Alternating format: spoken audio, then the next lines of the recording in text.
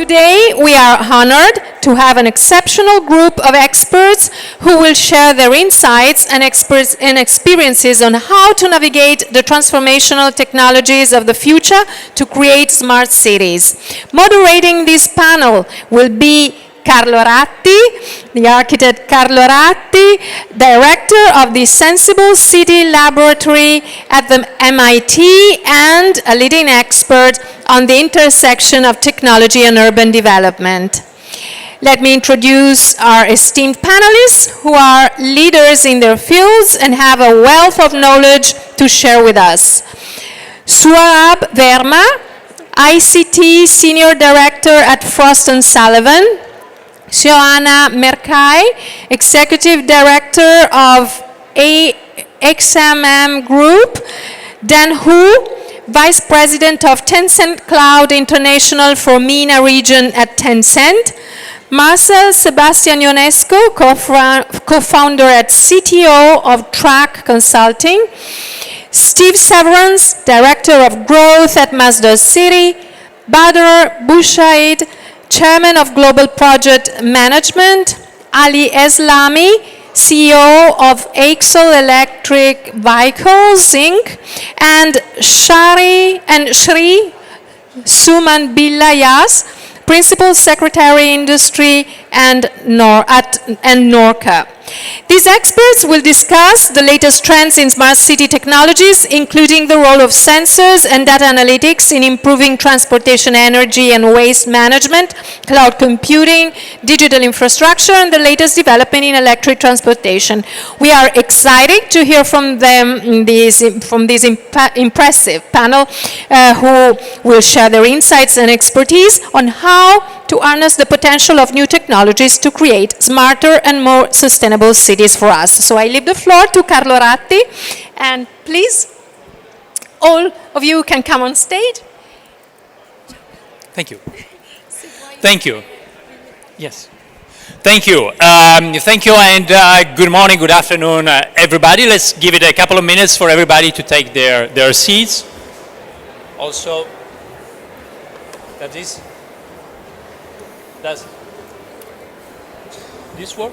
Does this work? Hello? Hello? Ah no, okay, yes, now it's working. Okay, sì. All right, again, welcome everybody. So today we're going to talk, as you heard, about future cities and the key trends changing cities, in particular technology. So let's look at a couple of things. The first one is all this space that people call smart or sensible city. Well, what is this about? This is about all of the networks, the sensors, the actuators that have been developed over the past few decades are merging with the physical city.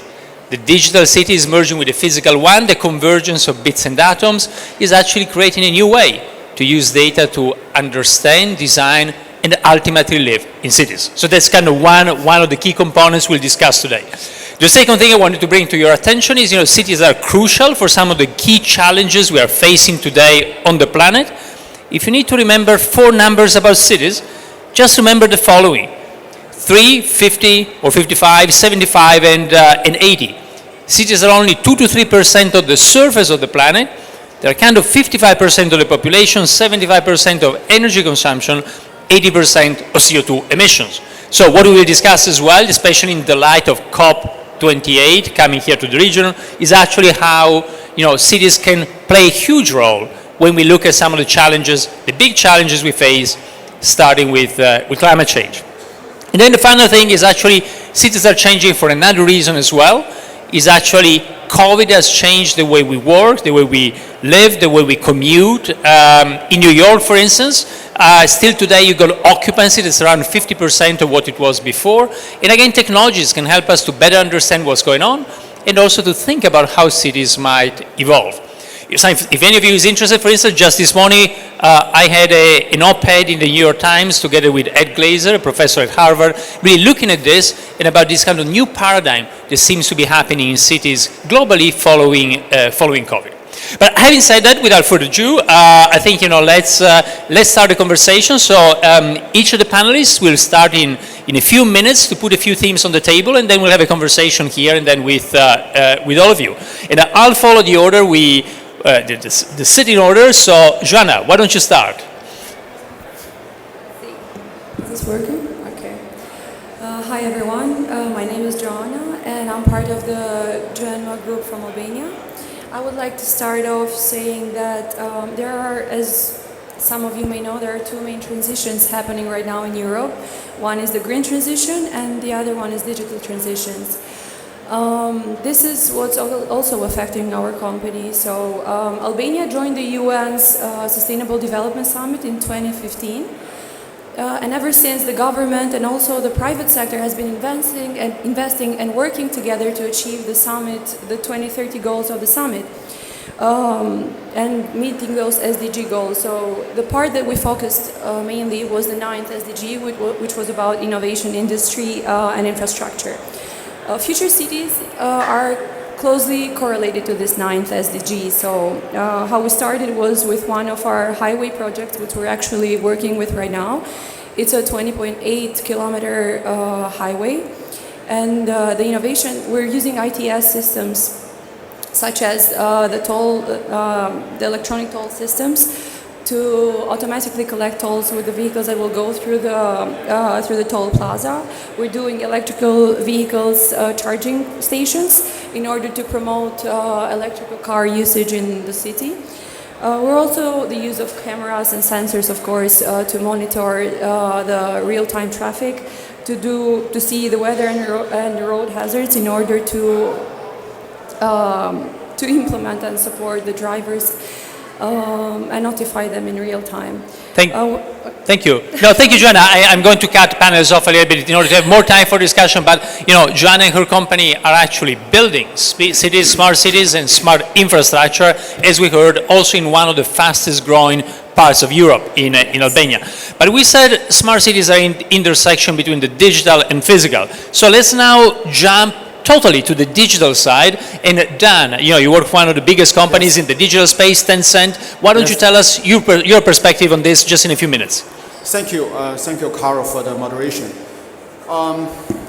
In terms of the digital transformation or smart cities, and I think still we have different understanding and maybe different approach. In terms of this region, Middle East, Middle East is my second hometown. I've been living and working here since 2010. So I witnessed a lot of changes, and nowadays I think the word all-in-one app, that is one app can provision all the digital service, what the so-called super app is becoming very trending term. Okay, but how? Okay, the reality is that do we need that many apps in our smartphone? I would like to ask one question: how many apps do we install in our smartphone? Probably 3, 4, 5 screens, maybe from 50 to 100. But how many frequently used apps in last 1 week or 2 weeks? Probably less than 15, according to the statistics by Surabody, right? So there are so many unfrequently used apps in our smartphone, but we have to keep it. Why?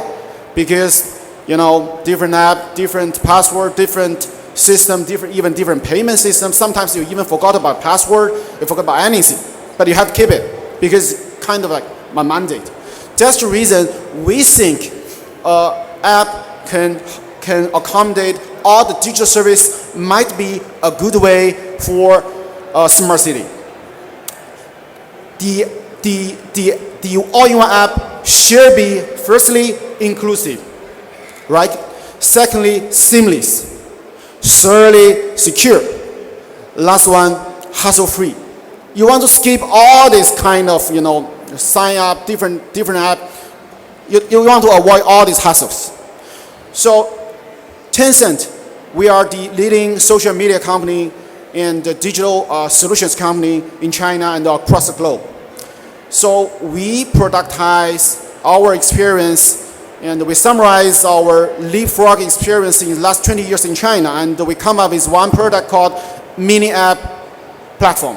Can solve most of the problem or difficulties we met. So we already have big projects ongoing in Saudi and in UAE. Meanwhile, Thank you. Thank you, Dan. And so basically the app ecosystem is actually our gateway to the smart city. Now it's more and more the gateway to the physical city. But now let's zoom more into this area. And Marcel, it would be great to hear your perspective. Hi, everybody. My name is Marcel, and I'm a specialist in producing data from smart city and analyzing it with the large deployments of AI. And the thing that we observed in executing a couple of large projects, one of them being Expo 2020, the smart city that was developed from scratch in Dubai, is that data is de facto a utility and should be treated as such by the regulators, by the consumers, by the producers, and everybody in between. And this is one of the topics that I really would like to address going forward. Great. No, we look forward to that perspective in the conversation. And then we're moving more into the physical space. And actually Masdar, as you all know, Masdar is very close to here, to Abu Dhabi, but it was a very exciting city since the beginning, a city from scratch, built from scratch, but a city where one could test some of new technologies, both in terms of renewables, but also in terms of, say, self-driving and other things. So Steve, would you like to share your view on that? Sure, and I always like to start out by asking a question. How many of you live in the UAE? And how many of you have visited Masdar City? Okay, that's about 100% of the people who live in the UAE. And we got a lot of visitors out here. It's great to have me talk about it, but we're an open city. We're not closed. We're not a science experiment. We're a place where people come to work and live and play and learn every single day. I would start out by saying we did not start out to be a smart city. We started out to be a sustainable city, where we consume significantly less energy than a common city and water, or than building as usual here, and to power what's left with renewable energy. We did not set out to be, we set out to be a livable city where you can walk to all your basic requirements, where you can be outdoors longer, where you have a more comfortable life, because the way we did architecture and master planning, the way we set out to build architecture that adapts to our environment. And for those who don't live here, summer is coming. And summer is special here. And when I say special, I mean it's terrible. But for those of you who live here, you know exactly what I mean. It's somewhere between a sauna and hell. But at Masdar City, we created an environment that's 10 degrees cooler. By the way, we put the buildings together. Right now, all around the world, people build the same buildings, and they use either more heat or more air conditioning, depending on where you are. We wanted to say we're in this environment. And then we layered, but you can be a smart city without being sustainable. You cannot be a sustainable city without being smart. So we take the old architecture, and then we layer on top the technology. And we started with things like transportation. We mentioned transportation a couple of times. Because if we're going to get to, for two reasons. First off, transportation is so essential to your everyday life, the way you live. So we've gone through 2 rounds of autonomous transportation. I think autonomous transportation is one that took most of us by surprise as to how advanced it was. And it's taken me by surprise too, is how hard it is to get to that very last over the edge. So renewable energy, transportation. And then we look at our other main sources of carbon, things like agriculture and industry. And then we bring in the universities and the technology companies to look at solutions to how we can get to net zero. Because for us, it's all about using technology and creating the ecosystem that's going to help pave the way toward net zero by 2050. Yeah, thank you, Stephen. So basically, not smart city unless you start from sustainability. That's going to be more and more important as we approach COP28 here in the region. So I think that's going to be one of the key discussion points. Badr, why don't you go next? Badr? Okay. Yeah. Did I mispronounce your name? No. No, I think. Good afternoon. My name is Suman Billa. I'm the Principal Secretary Industries in the state of Kerala, one of the prominent states of India. So let me take a step back and speak from a public policy perspective.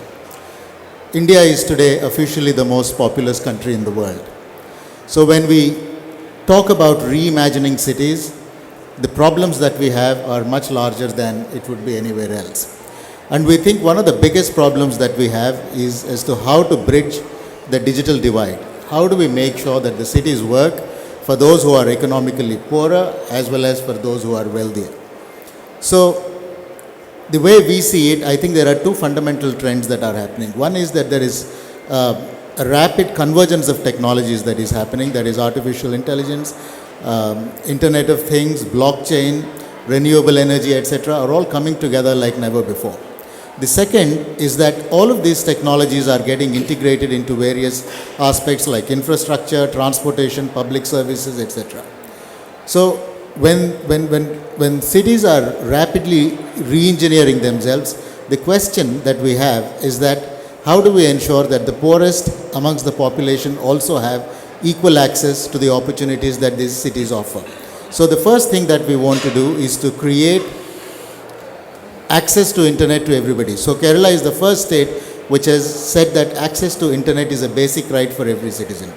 The second thing that we have done is we have set up the Kerala Fiber Optic Network, which is a state-run entity, and it will provide fiber optic connection, internet connectivity to every single household in Kerala.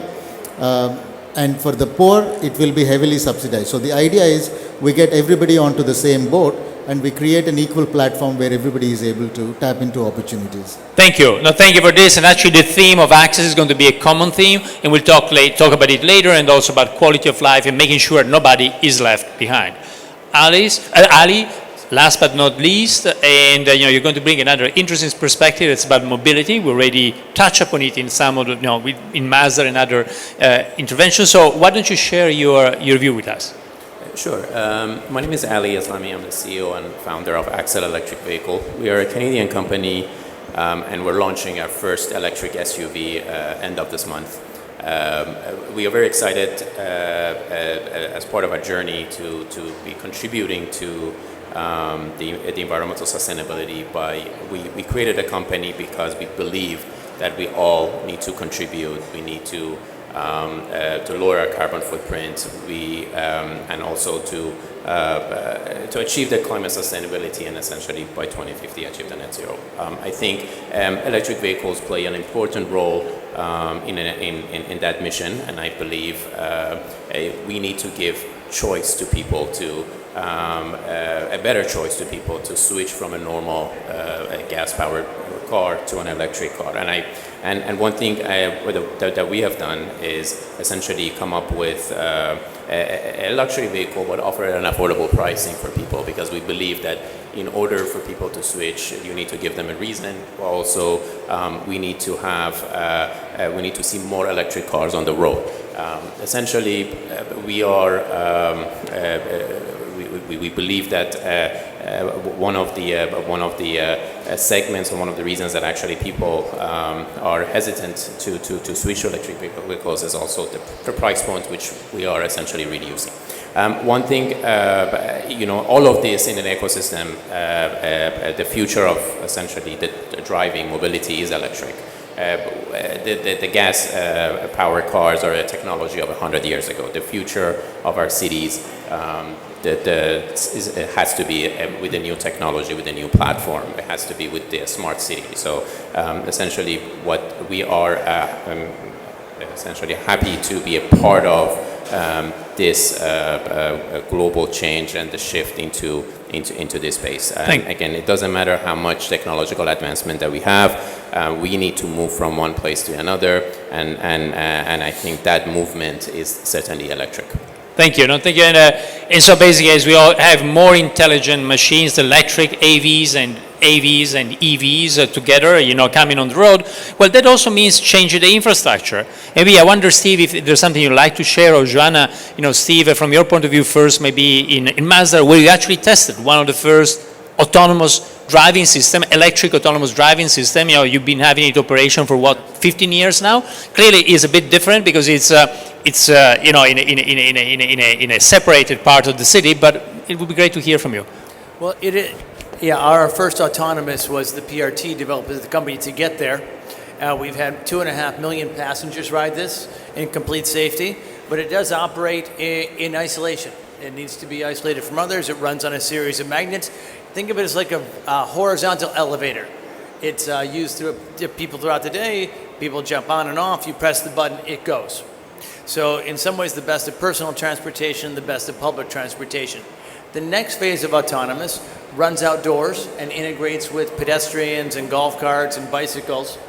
We believe the next round of autonomous will operate on public roads with people. So each stage makes a progression.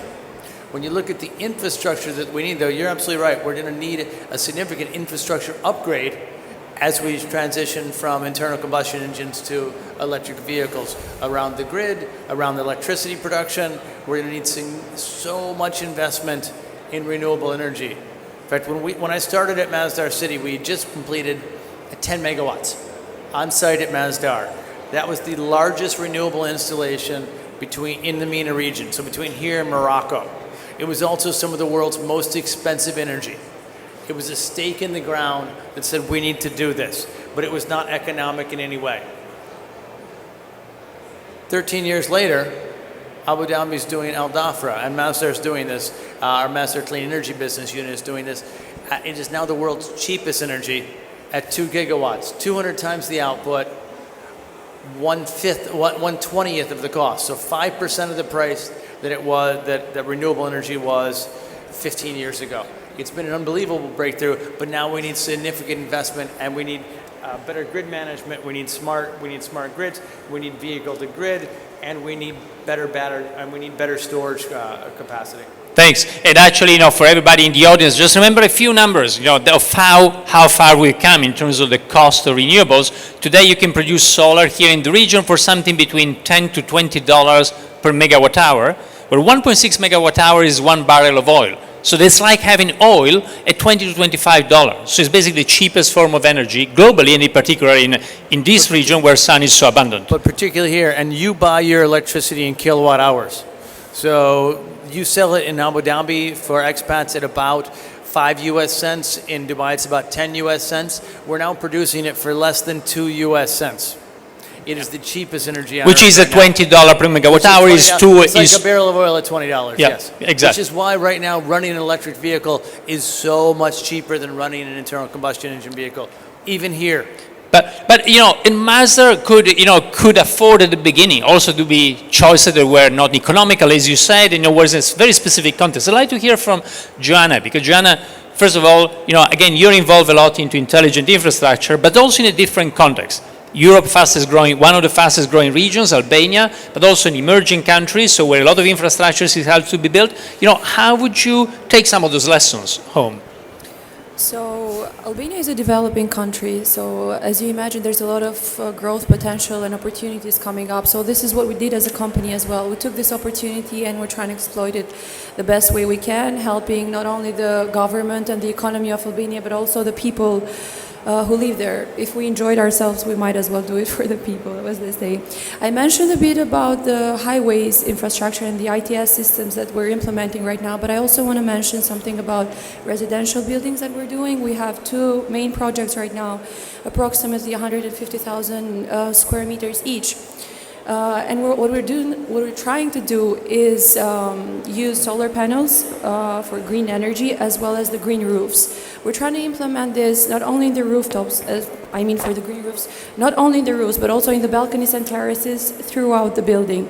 So why this is good? It's good for insulation, so this will save costs in heating and cooling of the whole buildings. And considering the amount that this is, it's a huge difference in costs for us, and it's very good for the economy as well. Another thing is the solar panels. We're implementing them in the facade. So they have 2 main focuses and uses in this. So they work as facades, as shading, as well as saving energy and creating green energy. Thank you. So again, smart and sustainability coming hand in hand. But what is behind all of this? Is actually what enables all of this is data. And I wonder, maybe Dan, Marcel, or Ali and Badr, if you'd like to comment on that. Data is really the glue that allows all of this to function. Without data, we have no artificial intelligence. Without data, we have no self-driving cars. Without data, we have no intelligent infrastructure. Without data, we wouldn't be able to produce energy at that very cheap price. So anybody would like to comment on that? I'll take a stab at it, especially from a smart city perspective. First of all, the production of data, it's becoming a utility. and it's necessary to be built from the regulation and also from the infrastructure design point of view. And data is what fuels all our analytics and all the way that we operate things. Digital transformation is nothing if you don't understand the standard operation procedures that you're trying to digitize. And to do this, you also have to recognize that every business of our lives is becoming a tech company. 20 years ago when I had my first startup back in Canada, we used to pride ourselves saying we're in high tech. Now show me anybody in this room who is not in high tech.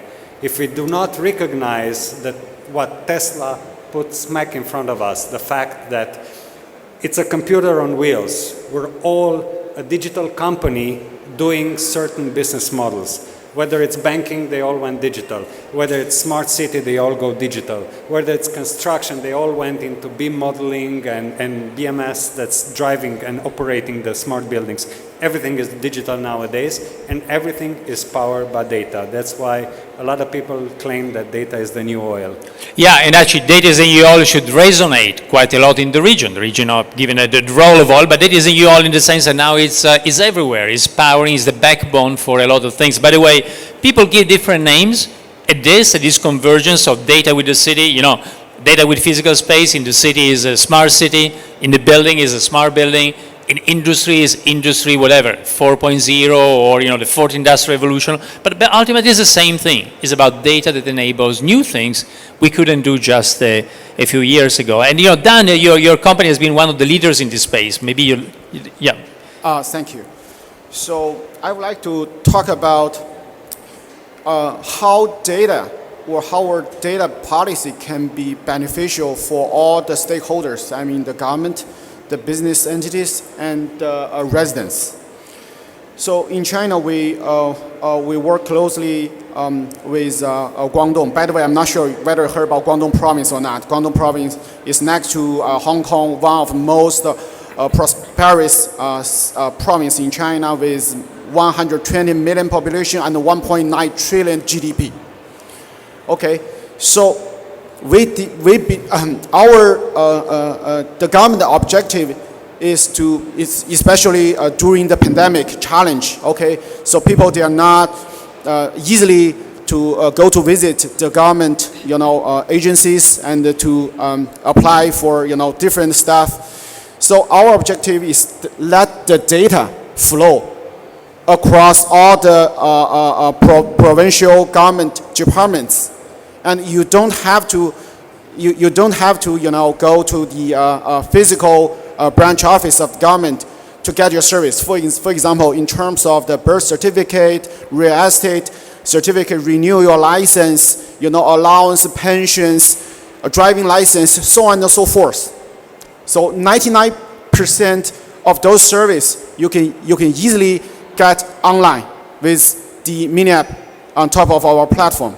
So we think the data should flow and it should be beneficial for all the residents. Thank you. Great. Thank you. And we heard from Dan, let the data flow. How can we make sure that it flows to everybody in an equitable way?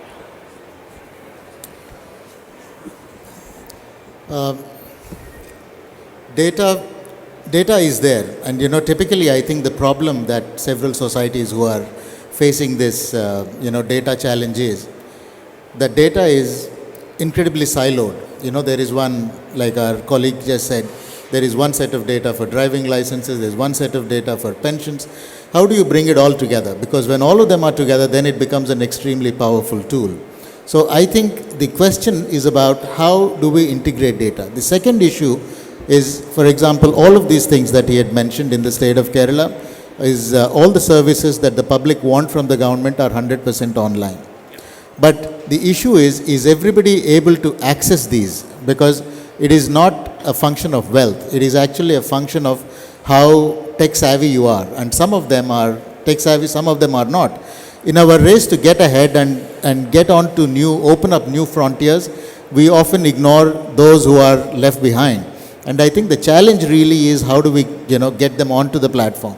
Because today we know that there is absolutely no way that somebody cannot be tech savvy and still survive 5 years from now. There are about 2.3 million SMEs in the state of Kerala. Now, if all of them do not get onto an Industry 4.0 platform that you just spoke about, several of them are going to die. So it's actually going to be, do or die for them. So in the next 3 to 4 years, we need to onboard all of them. So we need to create the conditions for them to get on and then handhold them to sort of leverage this technology. Yeah, it's a very good point. So the first thing is actually having access, but that's not enough. Access is coming, by the way, with 4G, 5G all over the world. But actually, the other thing is making sure people have the ability to connect. Still, just to bring a little note of hope, in the basement at the university where I teach at MIT in Boston, we still have some of the mainframes that date back to when, to the Apollo project, to when, man went to the moon. And if you look at those computers, in order to learn how to interface with them, you needed years to study years in order to learn about punch cards and language and so on to interface. And the good thing today is actually the interfaces are getting simpler. So yes, it's very important we look at what you're saying, but the hopeful note is actually that today you take an iPhone, you give it to somebody who's 5 or 95, and after a little bit they learn how to use it. So hopefully we'll continue down that path to make technology more and more usable, and that will clearly improve inclusion. But as we are heading nearing the second part of our panel, I want to focus, what can we do then with this new smart or sensible cities? And clearly, we talked about inclusion, we talked about social sustainability, and the other component we touched upon is environmental sustainability. And maybe, Steve, it would be great to hear from you, Sultan, who's heavily involved both in Mazda, is a key person behind COP28,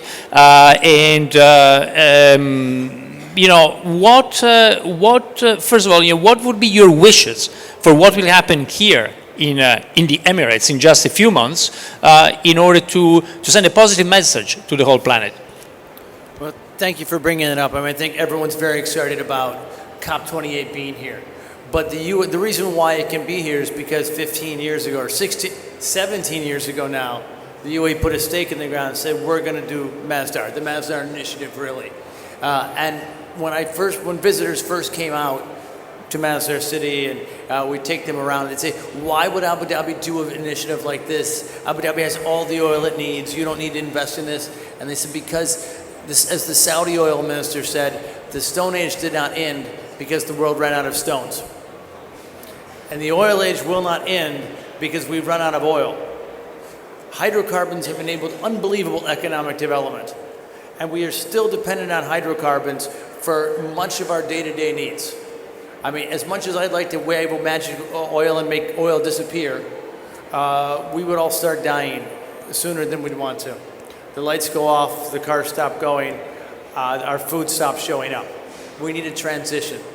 So what I want, the world has really come together around 2050. And in the next few months, governments around the world are going to decide what sort of commitments they will make.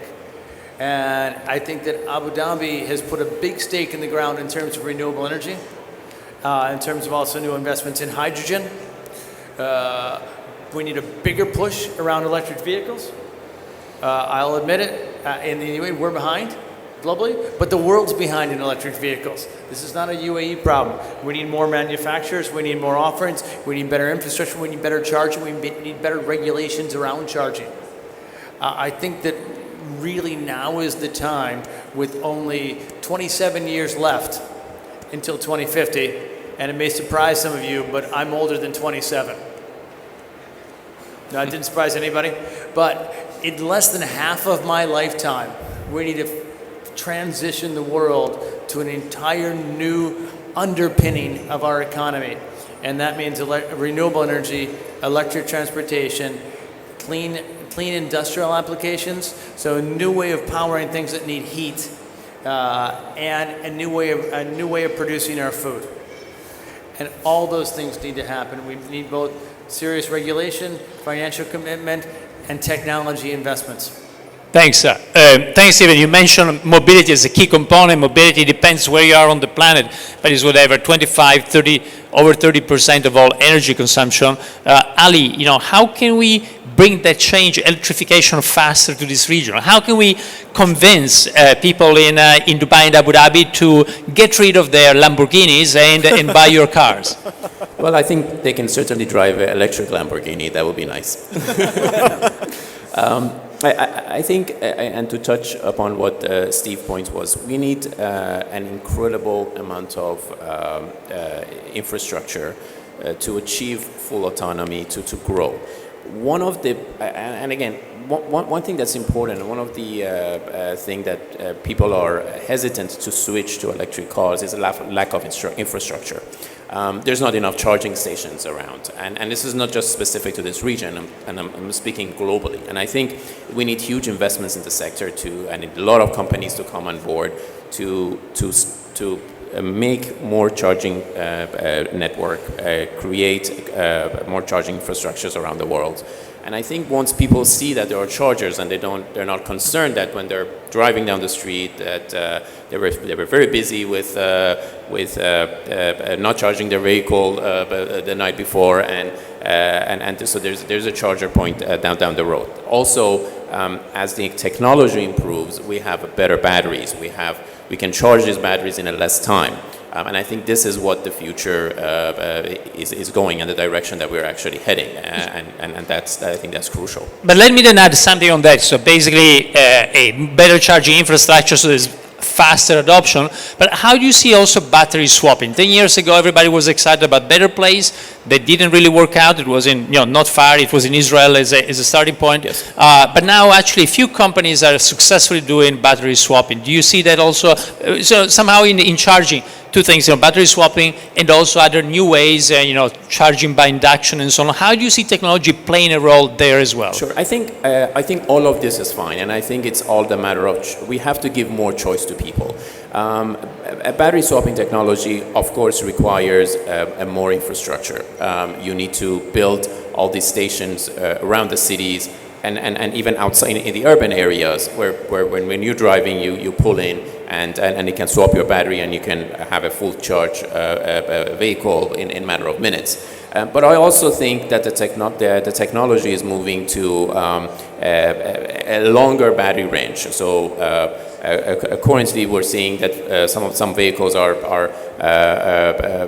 on average are going about 400 to 500 kilometers.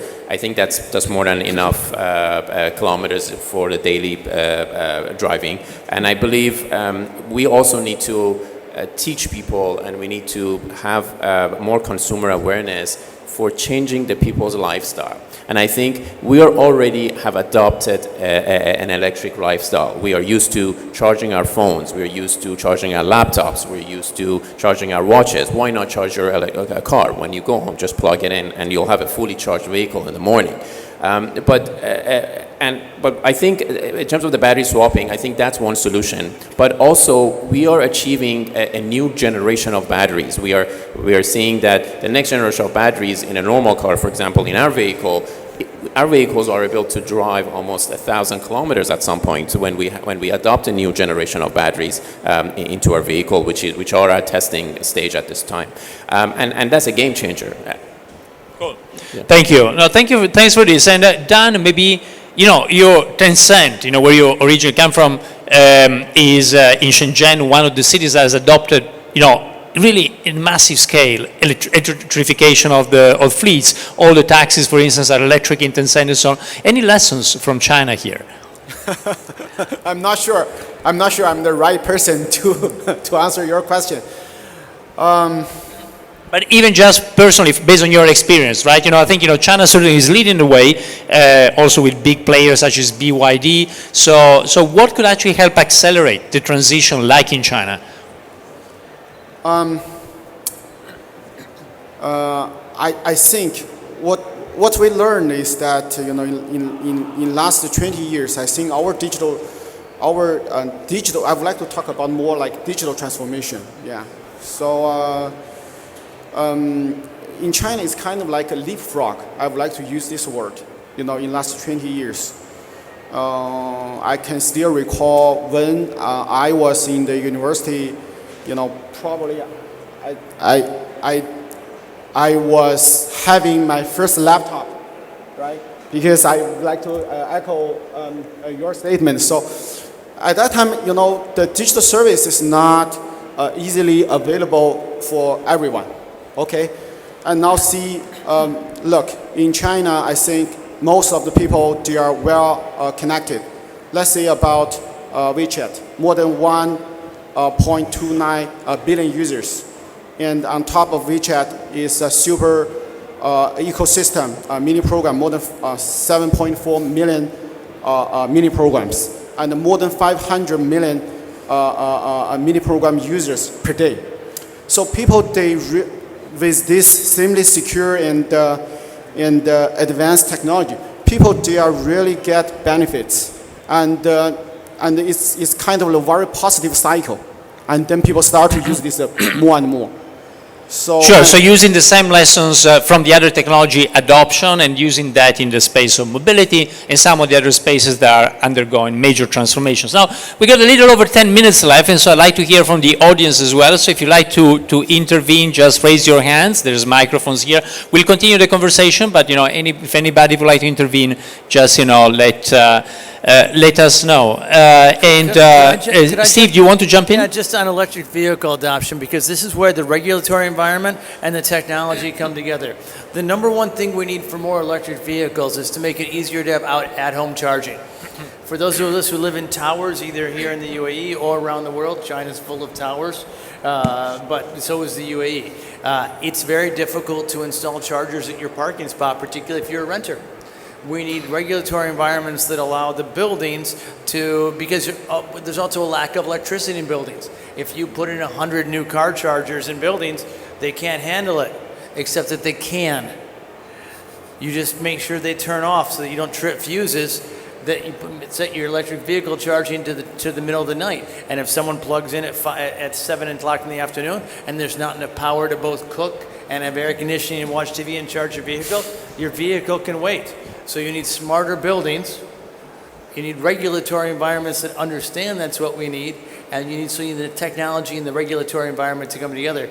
That's a bit what we've been able to do at Mazda City, is to bring those two elements together to push the technology forward. It's actually a very good point, as we said, and we've seen also in other cases before. So it's about the objects, the technology, the small scale, it's about the infrastructure, the scale of the city, and also it's about government and how we can actually have everything come together. Any lessons about government? Yes, And I would like to draw another idea.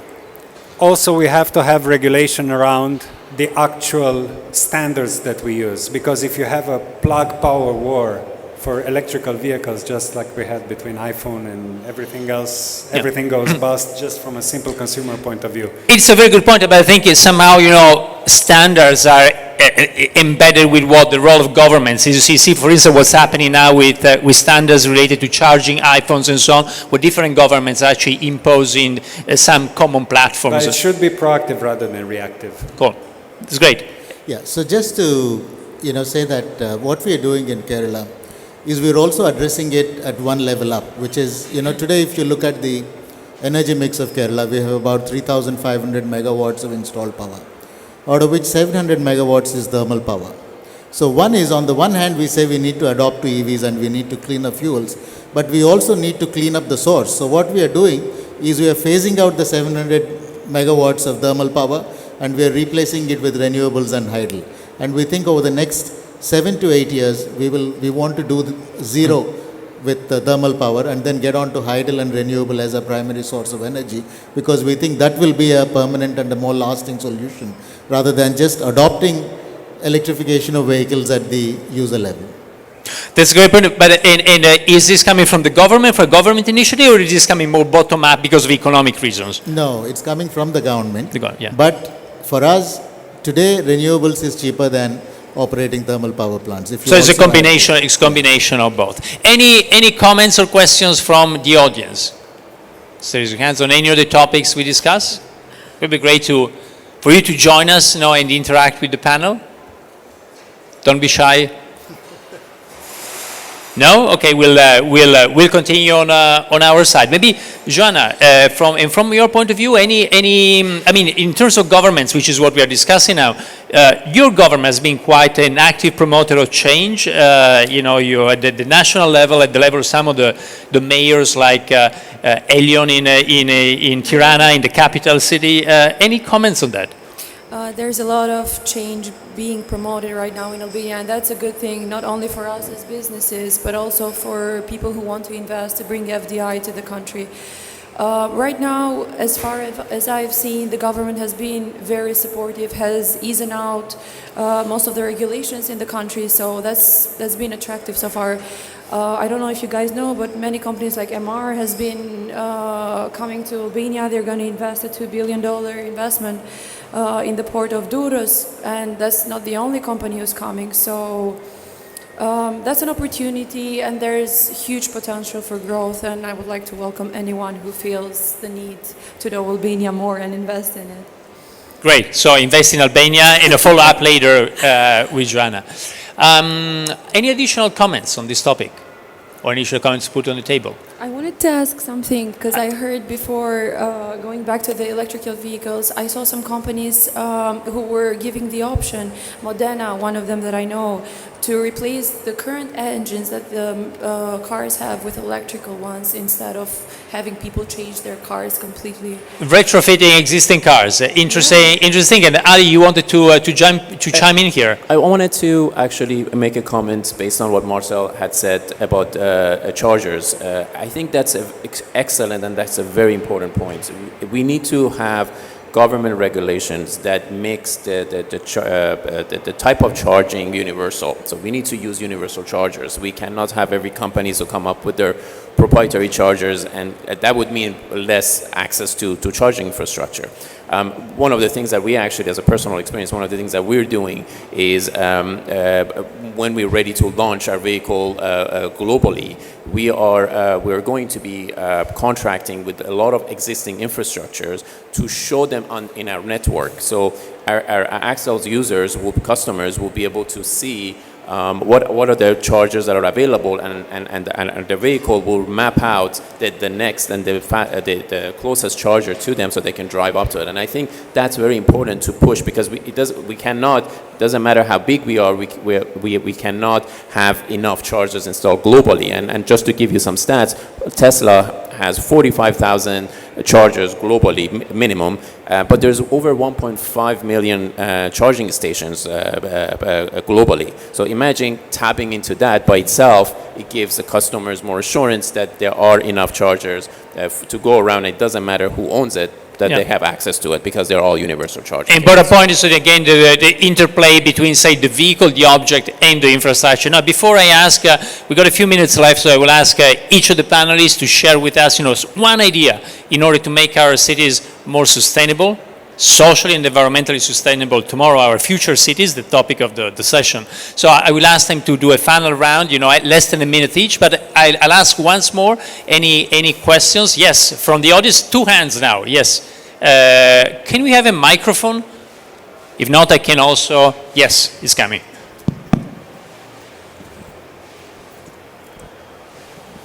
So hi, my name is Mridul. And when we talk about future technologies and new technologies, we're talking about electric cars. So what are your thoughts about flying cars, the urban air mobility? Because they will be changing the era as the population is increasing, and we have to find solution. And the new city has to be built keeping the long-term vision in mind. So Thank you. I would like to hear the thoughts. Thank you. Great point. I'm personally a skeptic, but I'd like to have somebody else on the panel then reply. Anybody would like to chime in? Sounds like fun. We've had something like a flying car for a long time. It's called a helicopter, right? Just exceptionally expensive and difficult to use. So if what you're really talking about is a much easier to use, more modern helicopter, sure, but I think for many years it will be only for the very richest and be a niche market. Yeah, and maybe just I'll tell you why I'm a bit more skeptical.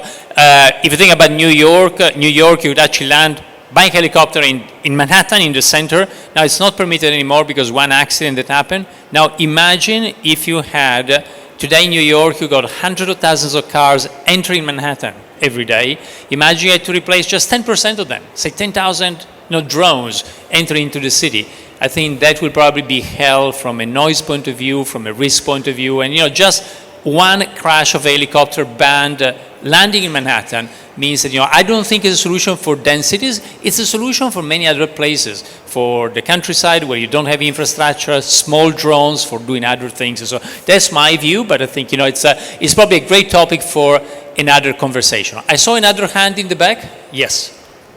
I'm sorry about that. Maybe I didn't, because I come later, maybe you already talked about that, but my question is about regarding the infrastructure for the electric vehicles. So it's not supporting currently. If you change all the cars with electric cars, will support this or infrastructure? Yeah, so we talked about the charging infrastructure, but no more generally about the grid. Anybody would like to take this question? About the grid, Ali, maybe from your point of view? Sure, I think that's a very good point. I think we need incredible amount of upgrades and investment for grid capacity. And today, in some parts of the world, maybe more, in some parts less, but definitely if all the vehicles were to be electric today, we definitely need to keep up with upgrading the infrastructure as well. And that's obviously needs huge investments from the government sector, a lot of private sectors to play a role in adding that adoption. Thanks, Ali. Well, now that the conversation is getting exciting, we need to wrap up. We're running out of time. I would say also Norway's at over 50% adoption right now of new vehicles and has been for the past few years. Norway's the only country on earth that's really hitting targets that we all should be getting to. They've been able to make grid adjustments and to be able to keep up with grid investment in a way that their grid is not interrupted. Now, Norway is also a very rich country, blessed with a great deal of hydropower. So their power is clean and they're very rich, and so whatever investments they need to make, almost every country on earth, almost every rich country grid can take a significant amount more of electric vehicles than we have now before things start breaking down. By the way, the fact of hydropower is very interesting because you can do pumped hydro, and that's like a beautiful natural battery you can use to equalize the grid. Well, I still see a hand, maybe just super quickly, because we need to wrap up. I think there's a hand in the back. Hi, my name is Chris. I'm a change maker from the Seychelles. Since you guys are like a panel discussing future cities, but of course, future cities is huge investments. We know what's happening in Saudi, in the UAE, in the West. What are your visions for small island states? Anybody would like to take this question? Maybe, go ahead. Actually, yeah, go ahead.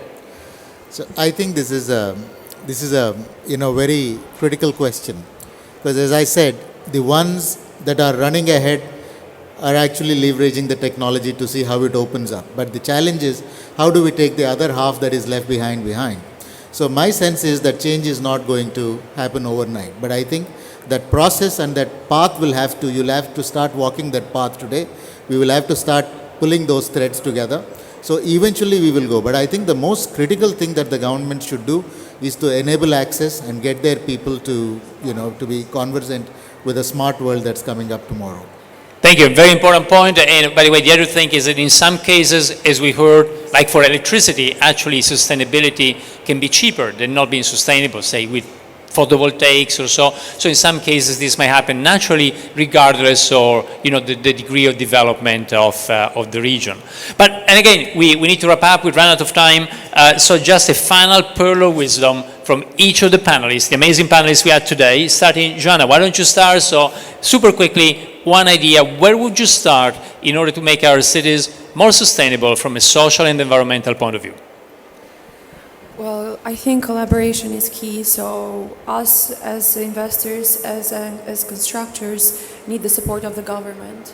And the government also needs to support us and also the people living in the country. So I think that's the first and key step to moving towards future and smart cities. Great. Collaboration. Dan. Digital service should be more inclusive and the user experience should be more seamless.